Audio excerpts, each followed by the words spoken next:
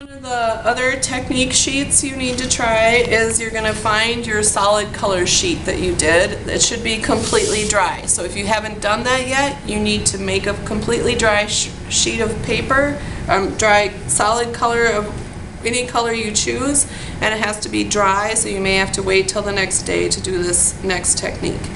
So for this one, you're going to have two different processes. You're going to do, one side is going to be what's called scumbling,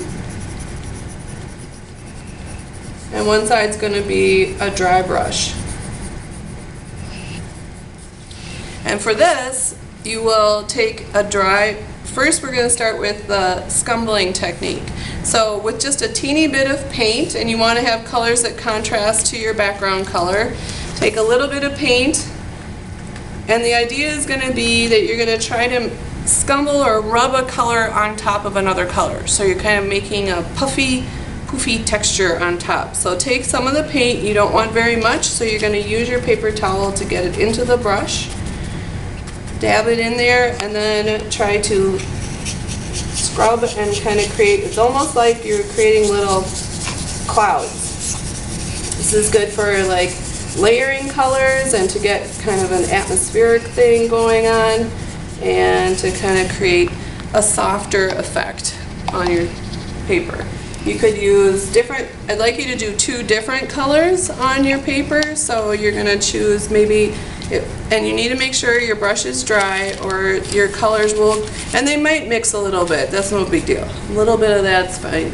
But taking maybe another color that's kind of contrasting, dab it, and make another one to just see what happens when you layer two different colors. This is combining because we're working with tempera, so sometimes that happens as you get the colors to kind of layer up. So you're just practicing. So what would this be good for? Some textures, something soft and fuzzy in your painting you want.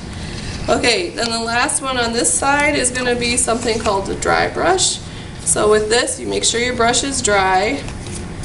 And you're going to take a teeny bit of paint, kind of get it in there, and then this time you're just going to drag it at an angle and you get kind of this rough texture. Oh, this would be good for maybe like rocks or some kind of a rougher surface that you want to create the effect of something having a rough texture. So go ahead and layer two different colors showing kind of a dry brush texture on top of a background color, and then you are good to go with that. I think mine here, kind of like this. So two contrasting textures you have, and you can use any colors that you want to create your scumbling and dry brush effect.